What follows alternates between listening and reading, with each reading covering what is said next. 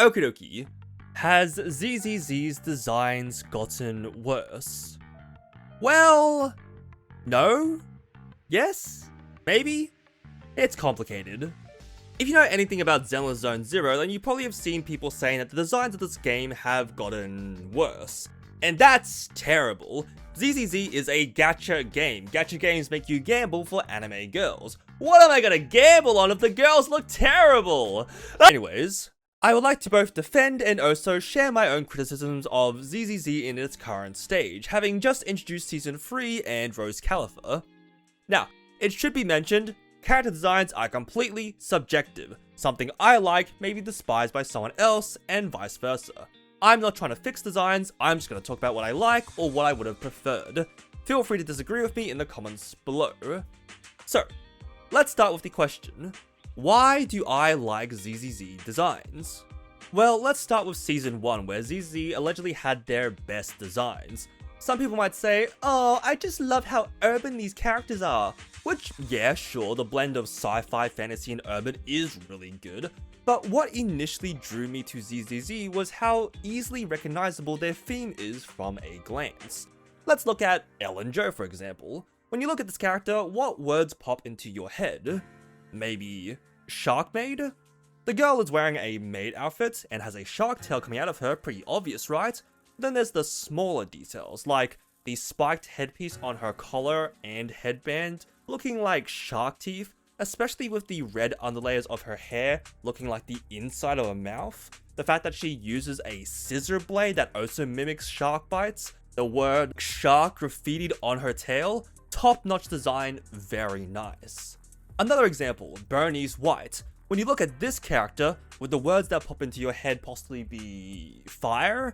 We got the obvious flamethrowers and gas tank, but we also have her jacket that has flames on both the waist and the cuffs, the weird little hairbands in the shape of the word fire, that word also appearing on her weapon alongside this pig head on the back with the word boom as a mohawk to represent the logo of her faction, the Sons of Kaladin.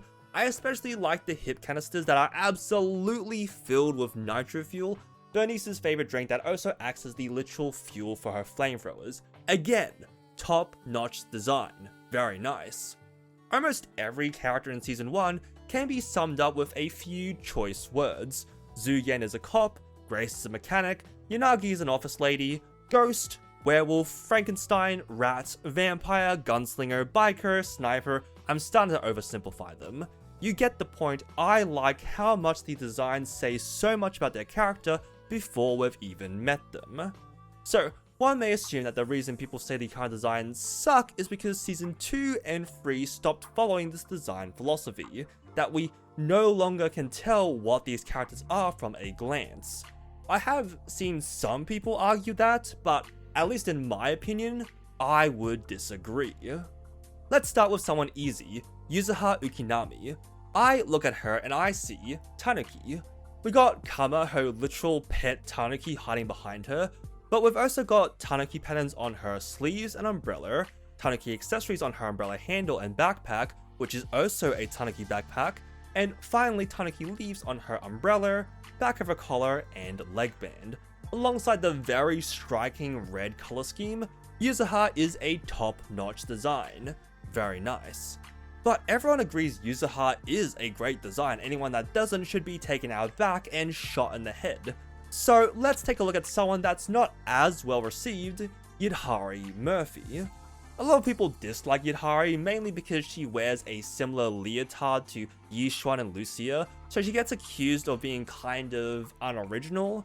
And while I personally agree that I don't like the leotard either, I actually really like Yidhari's design, because when I look at her, I see octopus and spirals. We got the tentacles sticking out of her back, but we also got the tentacles on the handle of her hammer, the accessory hanging off it, her heels, the music player thingy, I'm actually not sure what this is, the Kraken label also on her hammer. You know how Ellen fights with a scissor blade mimicking shark bites? Well, Yidhari fights with a hammer mimicking a Kraken smashing ships. Even more evident when her ice abilities produce giant tentacles to crash down on enemies. Then there's the spirals on her hat, in her hair, eyes, oh my god her eyes are beautiful, collar, sleeves, leotard, tentacle stickers, and the half-long, half-short sock thing that ZZ seems to really like. These spirals are obviously octopus-related, tentacles wrap around like spirals, alongside her fighting style being spin to win, but it's also connected to her ability that lets her see past events while in the holo, events that are hard for her to distinguish from what's actually happening now, to the point that Yidhari can end up being quite absent-minded, which spirals are often used to represent getting lost in your own thoughts. For an extra tidbit, there's also the compass imagery on both her hammer and her amulet. You can even see north, south, east, and west labeled on her to represent her connection to ships as a kraken, and also the fact that she works as a proxy, someone whose job is to guide people out of the hollows like a compass. Do I think Yidhari is a top-notch design? No, I think it could be better, but there's also a lot to love here in my personal opinion. Again, I can sum up a lot of Season 2 designs under this design philosophy. Tiger, Robot Lion, Rabbits, there's 2 of them, Plug Suit, Tokusatsu, Phone, Shrine Maiden, you get the idea. Now, do I love every design from Season 2? No, obviously not. Personally, I'm not a big fan of Yixuan, Lucia, or Cisia. Now, they do have some theming. Yixuan has yin yang and bird imagery, Lucia has mage, and Cisia has snake. Personally, I just don't think they're bold enough with this theming, and it makes them hard to figure out from a glance. Yixuan maybe could have pushed harder with her martial artist background, or maybe even just artist since she fights with ink. Lucia, I would have loved to see a longer mage cloak or even a witch's hat, and Cisia, while being the strongest in terms of her snake imagery, could have gone harder with the other aspects of her character, like fake cop, Gyaru, outer ring, or falsely accused criminal. Like, I get the shirt is supposed to be scales on a snake, but the outfit as a whole just looks like a mess. The miniskirt with the revealing hip window, it's such an odd choice, which is a shame because she's one of the funniest new additions ZZ has had recently. Which reminds me of something else. Some people say that ZZ characters no longer have faction cohesion, that they no longer look like they belong in the same factions like they did in Season 1, and I personally think that anyone that says this has no idea what they're talking about. Spook Shack and Krampus don't look too similar to each other, but that's because one is a group of internet friends and the other basically hires people off the street. They're not supposed to have a set uniform. They're like the Cunning Hares, the found family faction that also does not look anything alike. Cisia as well, she's like Jane Doe in which she's not your normal public security officer. The rest of Season 2 absolutely has faction cohesion. Yinquei Summon is martial arts, Oval Squad are military soldiers, the Angel Illusions are angel idols. Season 3 as well, most of the characters we've met so far belong to the 5 central departments of Rose Calipha, the government that looks after the floating island. They all share white and blue color schemes in their uniform because they're part of one big mega faction. Except for Claret, who is part of Flint Workshop with Roxy, who both share black monster themed designs, one being vampire and the other being undead. Faction cohesion is still very much a thing. Which brings us to Season 3. As of now, we've only gotten the 3D models for a few of the teased characters, so I'm gonna focus on those few. Valina and Norma. Some people love them, some people hate them. I personally am somewhat mixed. I like them, but I do have criticisms. Valina has the fan motif all over her. We got a big fan and her small fan, but we also have fans on her collar, bow, earrings, corset front and back, dress decorations, inner pattern, and heels. Some of them are ginkgo leaves, but they also look like fans, so you get the point. Norma is a Bangboo inventor. Not the Bangboo inventor, we'll talk about her later, but she is an inventor that specializes in Bangboo. And we see that from her Bangboo hat, the designs on the end of her coat, the upside down ears on her collar, and lastly her suspenders. Also, her hat and cuffs turn into guns, which are brilliant uses of her inventor motif. Sigurd I'll add as well, she's got the the horse knight theming, with the horse ears and tail, the ponytail in her hair, the horse hooves, god I love her feet, horseshoes on her collar, hip and thighs, along with the bits of armor scattered around her. Would I have liked to see more armor? Maybe. She does seem more like the speedy type, so she's probably trying to not carry so much weight. Either way, she's one of my favorite designs from the Season 3 teaser, alongside Roxy. Now, what I really want to talk about is fan service, or more specifically, legs. ZZZ really likes to show off legs. We see it with how open Valina and Norma's outfits are in the front, and we also got Sigrid wearing the illusion of pants. It looks like pants in the back, but it's actually leggings from the front. Now, do I dislike fan service? No, absolutely not. I want my head crushed in between Sigrid's thighs. Do I think ZZZ's obsession with legs can be detrimental to the designs? Yeah, on occasion. They're very deliberately wanting to show off the legs more often in recent agents, and while I personally don't mind, I feel like they could have designed it more naturally instead of just cutting the clothes short in the front. People like to bring up Season 1 designs like Zhu Yan, Evelyn, or Trigger and ask why ZZ never gives characters pants anymore, which I feel like we need to put pants in quotes because they seem closer to leggings than anything. Maybe Evelyn's are pants, it's got buttons and zippers. The point is they're skin tight. These pants are still extremely fan servicey. Just look at that jiggle, god damn. Like, I'm a big fan of pants adjacent designs, but you have to understand that ZZZ has been showing off legs from the very beginning. It just depends on whether you like leggings, stockings, or bare legs. Like, the only characters that really wear baggy pants besides the men are Kaleda, Grace, and Piper.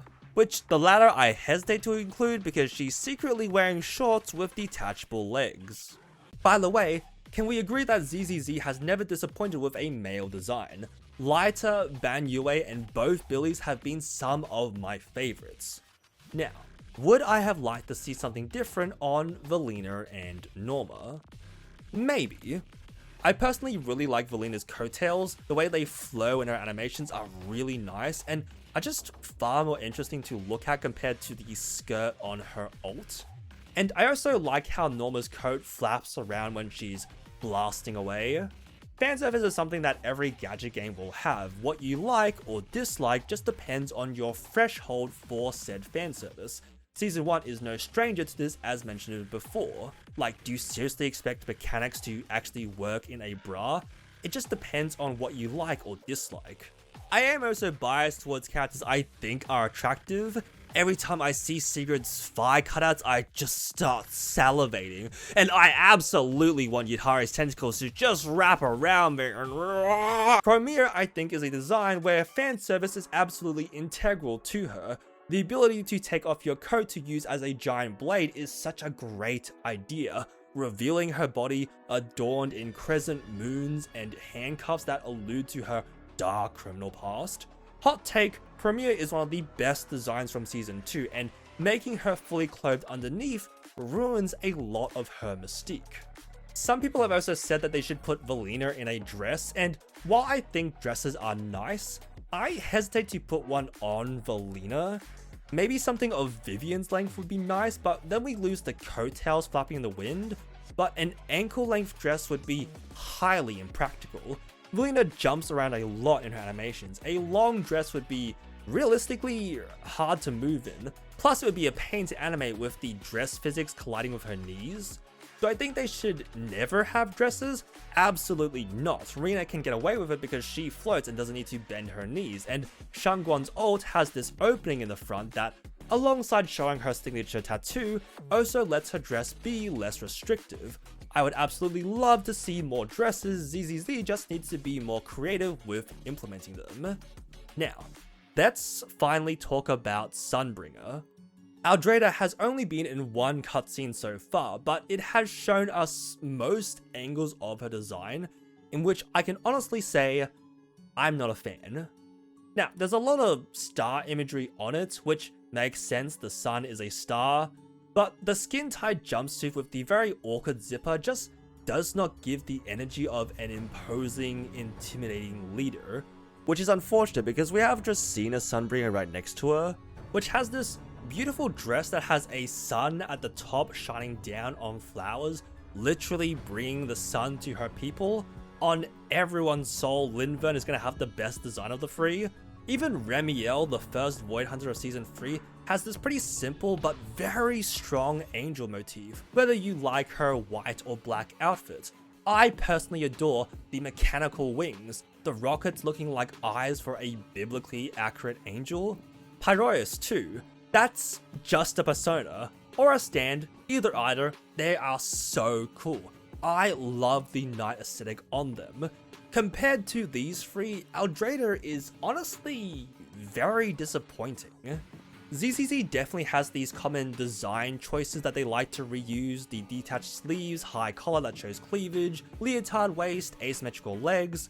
Most of the time I think ZZ does well enough in making unique designs that it doesn't matter, but Sunbringer I feel is the worst offender of this. Would I have liked to see the coat from her lore teaser? Maybe. Remiel still looks great even though she looks different too. I just wish they chose something different with Aldrader. Maybe my mind will change as we see more of her, but I find it unlikely. At the end of the day, do I think ZZZ designs have gotten worse? Yeah, a little. Season 1 is honestly something special in terms of how well it blends sci-fi, fantasy, and urban elements. Do I think the designs released now are bad? No, absolutely not. I still adore many Season 2 designs, and I'm already in love with the few that we've gotten in Season 3. Whether they're good or bad designs, I just want ZZZ to keep making better and better designs. And I don't play ZZZ just because of the designs, I play it because it's a fun game. Personality wise, they have been hitting the characters out of the park. The animations for combat and cutscenes have only been getting better, and the story has been improving so much since 2.6. I genuinely can't wait to see more of Season 3, and I hope their designs keep improving.